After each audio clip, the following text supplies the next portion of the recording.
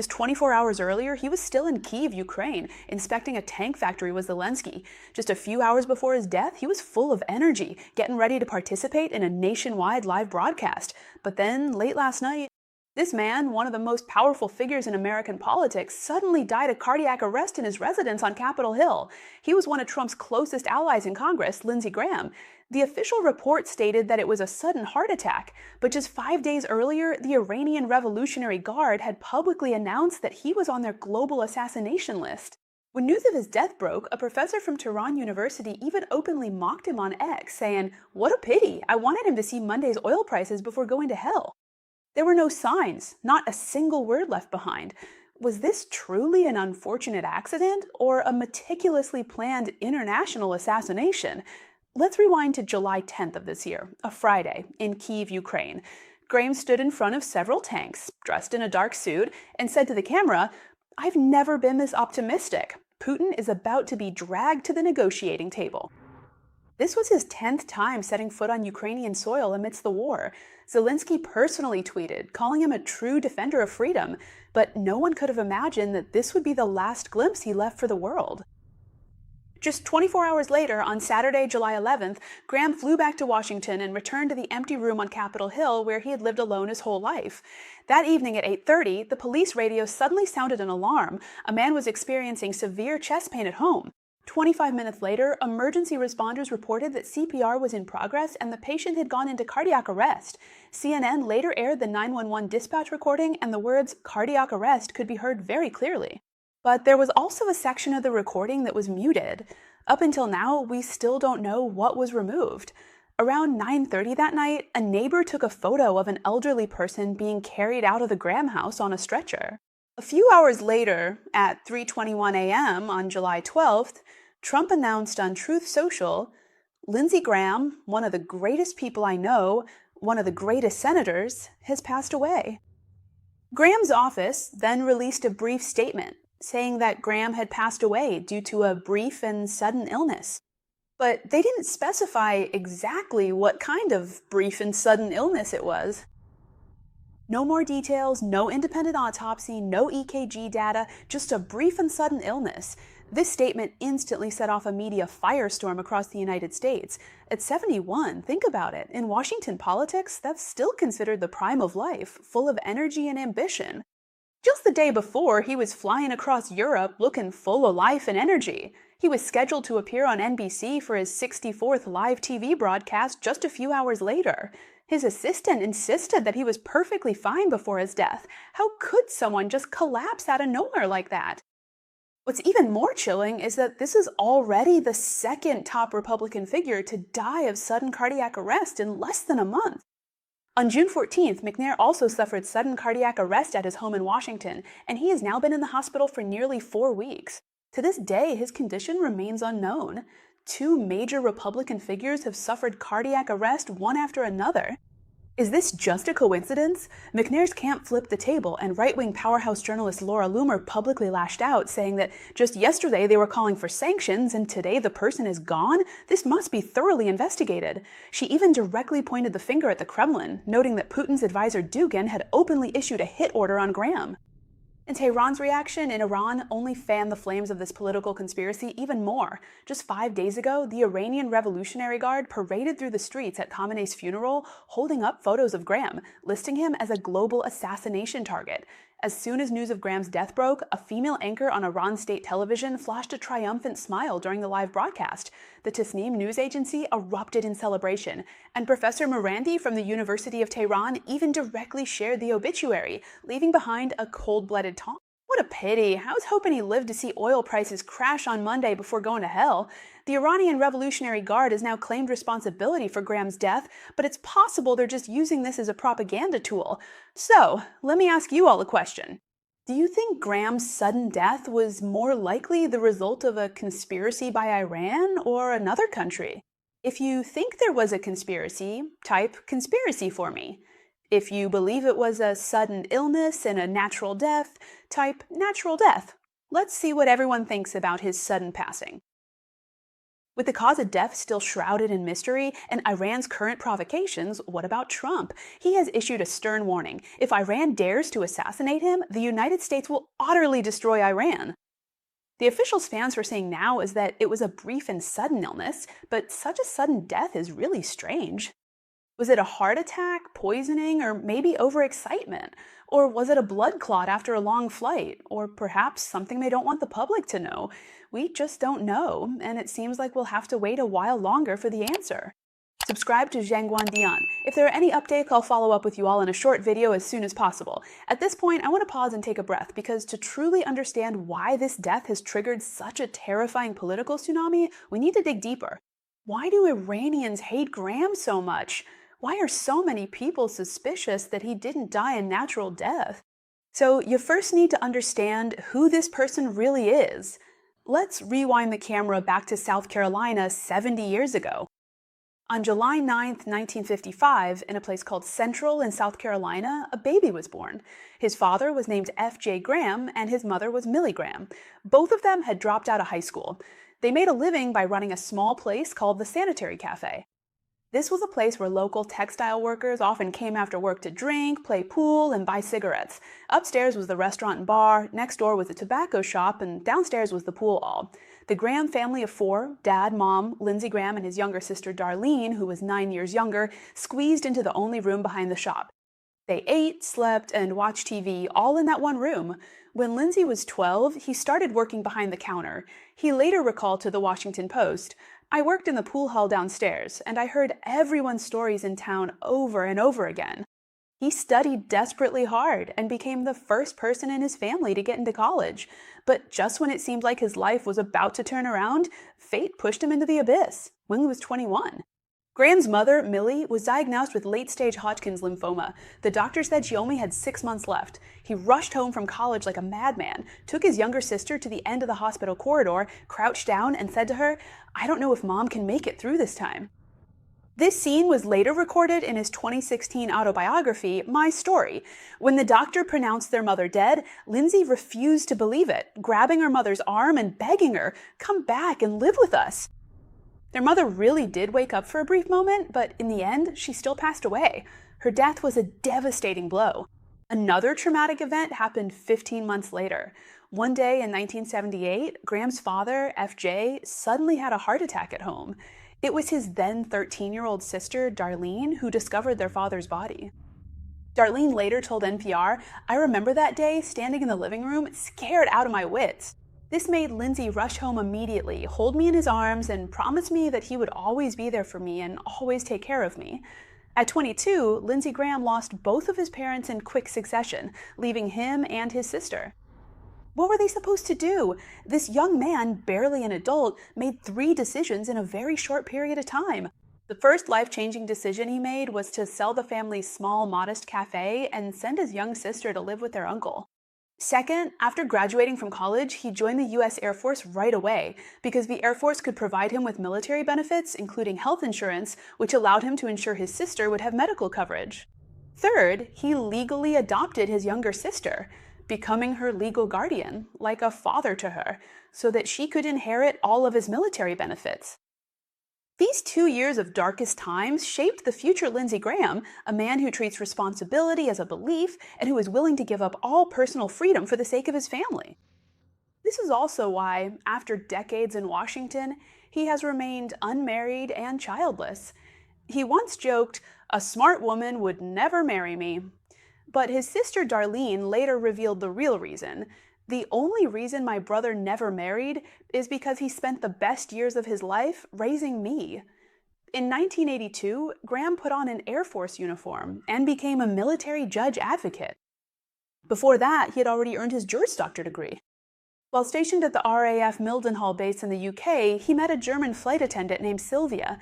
That was the closest he ever came to getting married, but in order to return home and take care of his sister, he ultimately gave up the engagement. In 1992, Graham officially entered American politics. In 1994, he caught the wave of the Republican Revolution that upended Congress. As a newcomer, after 4 years in the House of Representatives, he served as a House manager during the Clinton impeachment trial, delivering impassioned speeches on live television and becoming famous across the country overnight. In 2002, he successfully succeeded Senate giant Strom Thurmond, securing the Senate seat for South Carolina. From that year on, he has been in the U.S. Senate. He served continuously for 13 years, right up until the evening of July 11th, when he had just entered the Senate. He quickly found his buddies and formed the Senate's most famous trio. The other two were John McCain and Joe Lieberman from Connecticut, who was a Democrat at the time and later became an independent senator. Now, attentive viewers might be wondering, Graham is a Republican, so how come he's so close with a former Democratic senator? Let me tell you, in the first few years after Graham entered the Senate, he wasn't a hawk at all. On the contrary, he was actually someone with a willingness to work across party lines, leaning conservative, but still somewhere in the middle. The person who truly turned him into a hawkish warrior was the first of the three musketeers we just mentioned, John McCain. And years later, this very person would also become the catalyst for Graham's complete break with Trump. Almost every major turning point in Graham's life has been closely tied to the name McCain. Who is he? He's a Vietnam War hero, a Navy pilot. In 1967, McCain's plane was shot down over Hanoi. He ejected and landed in a lake, but both his arms were broken when he hit the water. After that, he was captured and imprisoned in a Vietnamese POW camp. For 5.5 years, he was brutally beaten, nearly to death and back. Later, when the Viet Cong learned that his father was the commander of the U.S. Pacific Fleet, they made an offer.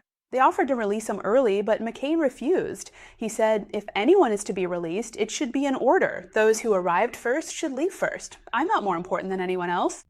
For Graham, who lost his father at the age of 22, McCain filled that void. He was Graham's political mentor and a father figure in politics. In 2000, when McCain ran for president for the first time, Graham was his chief coordinator in South Carolina.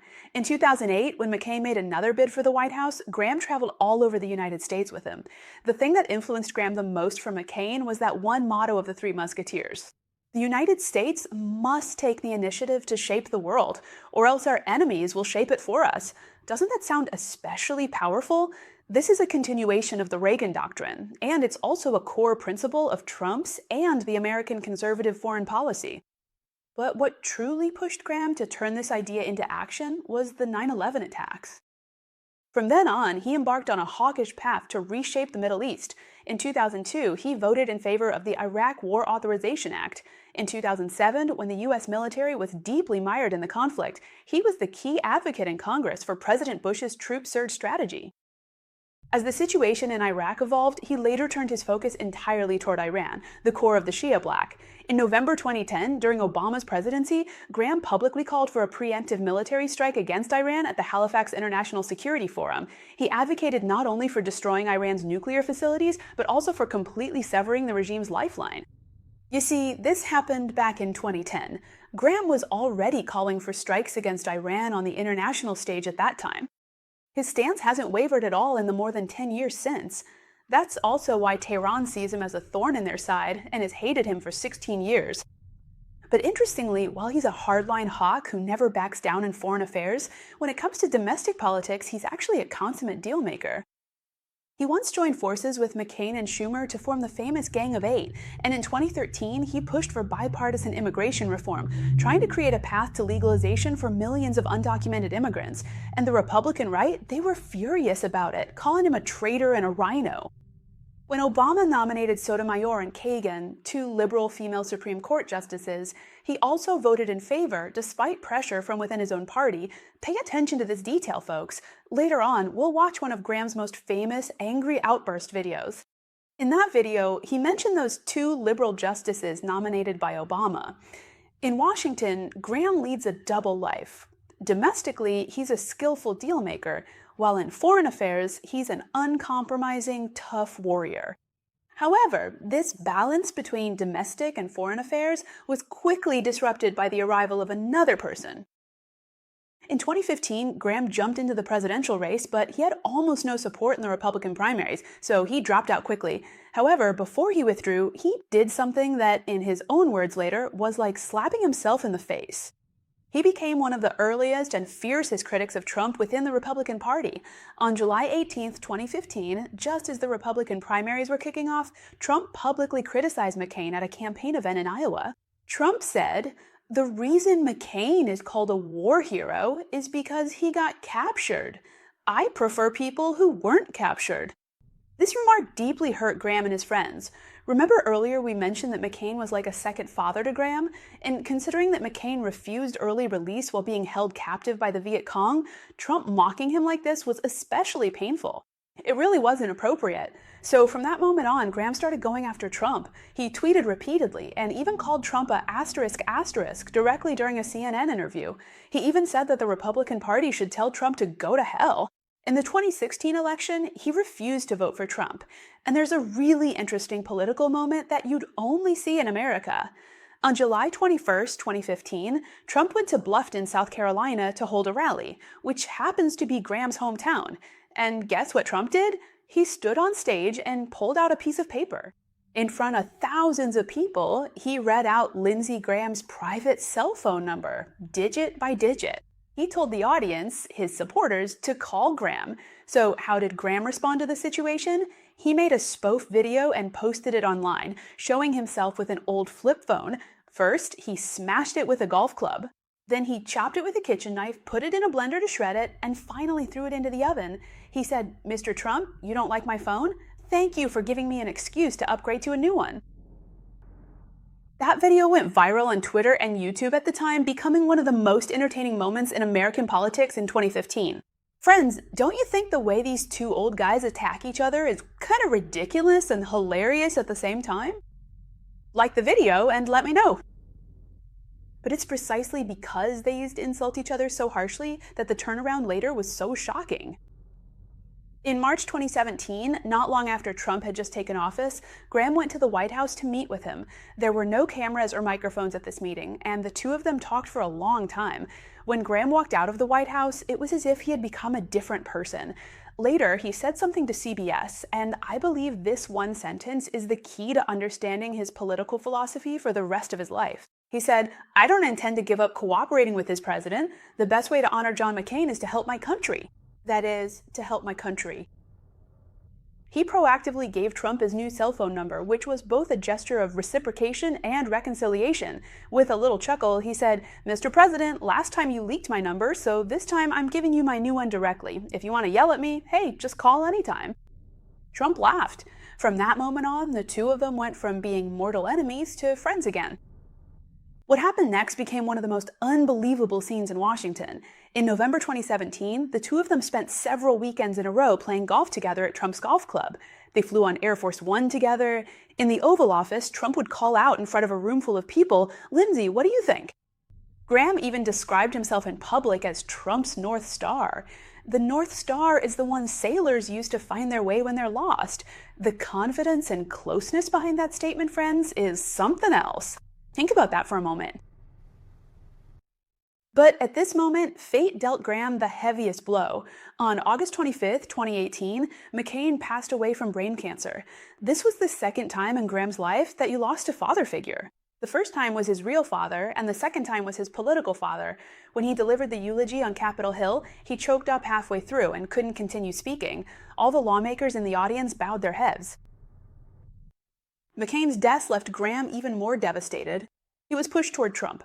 A month later, on September 27, 2018, the Kavanaugh hearing took place. Kavanaugh had been nominated by Trump for the Supreme Court justice position, but at that time he was accused by a woman of a sexual assault that allegedly happened more than 30 years ago. Later, even more sensational accusations emerged, such as claims suggesting he participated in wild parties during high school. On this day, Graham had the most famous emotional outburst of his entire life, one that was utterly explosive. "If you wanted an FBI investigation, you could have come to us. What you want to do is destroy this guy's life, hold this seat open, and hope you win in 2020. You said that, not me. You've got nothing to apologize for. When you see Sotomayor and Kagan, tell them that Lindsey said, 'Oh, because I voted for him.' I would never do to them what you've done to this guy. This is the most unethical sham I've seen since I've been in politics. And if you really wanted to know the truth, you sure as hell wouldn't have done what you've done to this guy. Are you a gang rapist? No. I can't imagine what you and your family have been through, Boy, you all want power. God, I hope you never get it. This video later went viral among conservatives. For the first time, Republicans saw this former moderate, the South Carolina lawyer who used to flirt with Democrats, suddenly turn into a warrior. As for what happened next, that's the Lindsey Graham we're all familiar with. From 2019 to 2021, he served as the chairman of the Senate Judiciary Committee and presided over the confirmation of 3 conservative Supreme Court justices during Trump's term. Now, with the Supreme Court's 6-3 conservative majority, Graham's contributions have been indispensable. In 2020, even though his Democratic challenger Harrison raised $25 million more than he did, he still won re-election by a wide margin. After the outbreak of the Russia-Ukraine war in 2022, he became the Senate's most staunch pro-Ukraine hawk, visiting Kyiv 10 times. The secondary sanctions bill he promoted imposes punitive tariffs on third countries that purchase Russian oil, such as the Chinese Communist Party and India. It became one of the most important pieces of Russia-related legislation in the Senate. After Trump began his second term, he took up the position of chairman of the Senate Budget Committee and led the push for Trump's Beautiful Act. This is the legislative centerpiece of Trump 2.0. In February 2026, the United States and Israel jointly launched a military strike against Iran. On the Senate floor, Graham compared the Iranian regime to Nazi Germany. He openly supported all airstrikes against Iran and repeatedly appeared on television, declaring that if diplomacy failed, President Trump would take control of the Strait of Hormuz and that they would personally run that route themselves. This year, he just won the Republican primary for the Senate, and Trump gave him his full and unequivocal endorsement. He's preparing to run for his 5th term in November, which would be his 5th 6-year term in the Senate. How many things does he still have to do? How many bills does he need to push through? And how many countries does he need to visit? But fate did not grant him that 5th favor. On July 10th this year, just 2 days after Graham celebrated his 71st birthday in Kyiv, he said, "Technically, there are things we can do to strengthen Ukraine's ability to protect itself from ballistic missile attacks. If we can do that, and also create tools to punish those who help Putin rely on this war, the country's making money from this war. Then, I believe that, in the 5 years since I started coming here, this is the best chance to drag Putin to the negotiating table." Notice he mentioned the countries that are helping Putin profit from this war. Of course, this includes the Chinese Communist Party and the sanctions bill it is pushing against Russia. The most crucial part of this bill is to impose high tariffs on countries that purchase Russian oil and natural gas. The first country to be named is also China. This move strikes directly at the main artery through which the CCP is supplying lifeblood to Putin. This was the last thing he did. This is a true hawkish warrior who, for most of his life, made America's enemies hate him for decades. He finally laid down his arms at this moment, but just as his niece, Darlene's daughter, and Graham's most beloved niece, said in a campaign ad she filmed for him a few years ago, he is always right there for you, no matter what. Under the night sky of Washington, the lights of Capitol Hill still shine, Graham. Farewell. All right, that's all for today's discussion. This episode has moved many of our friends deeply. If you have anything you'd like to say, please share it with me in the comments section. What kind of person was Graham in your memory during this period? Let's look back together. All right, thank you all for watching. That's it for today's discussion. Before you leave, I'd like to ask you for a small favor. Please give me a like. If you haven't subscribed yet, please subscribe to my channel. That way, you'll be able to see my new videos more often on your YouTube homepage in the future.